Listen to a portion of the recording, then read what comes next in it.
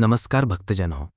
श्री नाथ संप्रदाय हा भारतातील एक प्रमुख धार्मिक संप्रदाय आहे. श्री मच्छिंद्रनाथांनी या संप्रदायाची निर्मिती केली आहे. श्री मच्छिंद्रनाथांनी शाबरी विद्येचे कवित्व केले, ज्यामधील मंत्र हे भाविकांची मनोकामना पूर्ण करणारे आहेत अशी मान्यता आहे.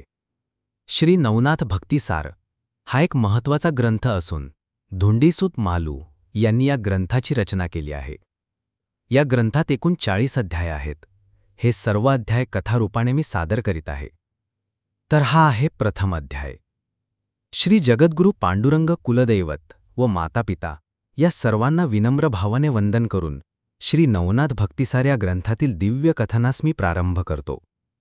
एकदा कलियुगाच्या प्रारंभी भगवान श्रीकृष्णाने कवी हरी, अंतरिक्ष, प्रबुद्ध, पित्तलायन, अहोहोत्र, द्रुमिल, चमस आणि करभाजन या नवनारायणास बोलवून घेतले व त्यांची षडोपचारे पूजा करून त्यास म्हटले, या कलियुगात भक्तजनांच्या उद्धारासाठी आपण सर्वांनी वेगवेगळे अवतार धारण करावेत अशी आमची इच्छा आहे. द्वारकाधीशाचे हे भाषण ऐकून नवनारायण म्हणाले, देवा, आम्ही प्रत्येकाने कोणत्या स्थळी व कोणत्या नावाने अवतार धारण करायचा आहे तेवढे कृपा करून सांगा. यावर भगवंत म्हणाले, कवी नारायणाने मच्छिंद्र या नावाने अवतार घ्यावा आणि हरिनारायणाने शिष्य म्हणून गोरक्षणात हे नाव धारण करावे. अंतरिक्षाने जालंधर नावाने अवतार घ्यावा. प्रबुद्ध नारायण कानेफनात धारण करून त्याचा शिष्य व्हावे. पित्तलायाने चरपटीनाथ या नावाने अवतार घ्यावा, तर अवणीहोत्राने नागेश हे नाव धारण करावे. द्रुमिला हा भरतनाथ या नावाने प्रसिद्ध होईल. चमस हा रेवनाथ हे नाव धारण करील, तर करभजन गहिनीनाथ या नावाने प्रसिद्धी पावेल. तुमच्या पाठोपाठ इतरही अनेक जण अवतार घेतील. उदाहरणार्थ वाल्मिकी कवी तुलसीदास या नावाने अवतार घेईल. शुक कबीर होईल.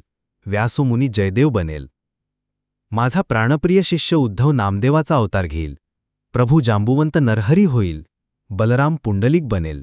एवढेच नाही तर प्रत्यक्ष मी ज्ञानदेव या नावाने अवतार धारण करीन. श्री शंकर निवृत्तीनाथ होतील, तर ब्रह्मदेव सोपान पार्वती मुक्ताबाई हनुमंत रामदास आणि कुब्जादासी जनाबाईचा अवतार घेईल. याप्रमाणे अवतार घेऊन आपण या कलियुगात सर्व लोकांमध्ये भक्तिमार्गाची आवड निर्माण करू.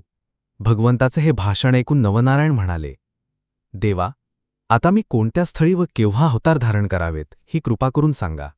यावर भगवंतांनी व्यासमुनींनी याबाबत पूर्वीच वर्तवून ठेवलेले भविष्य त्या सर्वांना निवेदन केले. ते ऐकून संतुष्ट झालेले नवनारायण अवतार घेण्यासाठी नियोजित स्थळी रवाना झाले.